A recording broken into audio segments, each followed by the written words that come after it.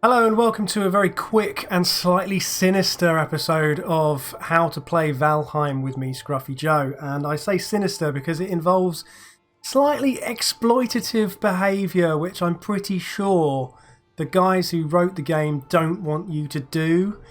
But anyway, this is it, right? Let's talk about this for a sec. This is the world, this is where I live. I'm logging in. I'm currently on a mountain. I'm going to explain a problem to you.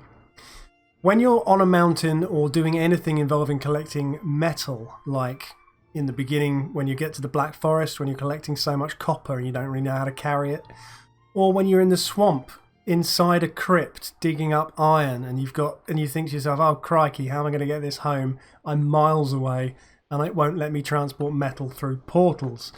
So anyway, this is it, right? This is a big lump of silver that I've been digging out, which you may or may not be familiar with. You dig it up as you would normally dig, collect it all. You can't now teleport, okay? The game designers do not want you to teleport your stuff home. So, whereas I could, if that wasn't a thing, if you were allowed to teleport metal, I could run from where I am here down to about there where I've built myself a portal, and then I could teleport home to over here, and that would be easy. But I can't because it won't let you transport metal through portals, and that's a frustrating thing when you're a man who has limited gameplay time but you want to actually progress through the game. So there's a kind of a cheat. So what you want to do, I mean, you probably don't want... I don't... Maybe you do. Maybe you do like cheating. I don't, but I have. So what you're going to do, you log out with your metal in tow. You need to have set this up before you put it into practice.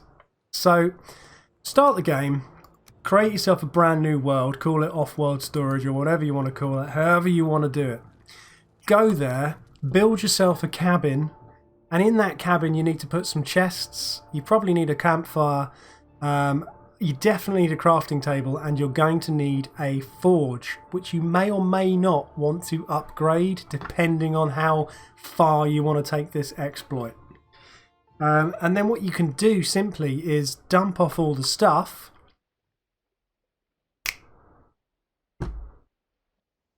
There we go. So this is my off-world storage cabin, and you just go dump off all the stuff like that. So in here I've got a load of metal. And at some point, I will then log back in to my home, to my other world, run home, then log out, log in here, pick up that metal, log out, then log back in at home. Done. Suddenly the metal is at home, not up a mountain, and it avoids the whole portal thing. And the other point of having a forge is that you can then repair your pickaxe, although actually I can't do that anymore because I need to upgrade this forge. So earlier in the game though, when it was just a forge to repair a bronze pickaxe, that would have been fine, and I could have come back here, repaired my pickaxe, immediately logged back into the same sunken crypt and carried on mining iron. Same thing with a mountain. So it's exploitative and it feels slightly wrong to me, but at the same time I'm a busy guy. I don't have enough time to literally travel, wrong world, but I don't have the time to travel from the South Pole almost back to base, because that's where most of my sunken crypts were. Just wouldn't have been, it would have killed the game for me, so I'm having to do this instead. And what I hope is that the game designers take away the exclusion from portaling while holding metal.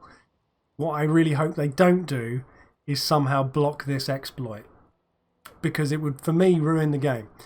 But as it is, I'm loving it, and I'm using this little tool, and I'm going to recommend that you do too. You know, sue me if you think I'm a bad man. Anyway, back to other videos, back to the mountain. See you later. Bye bye.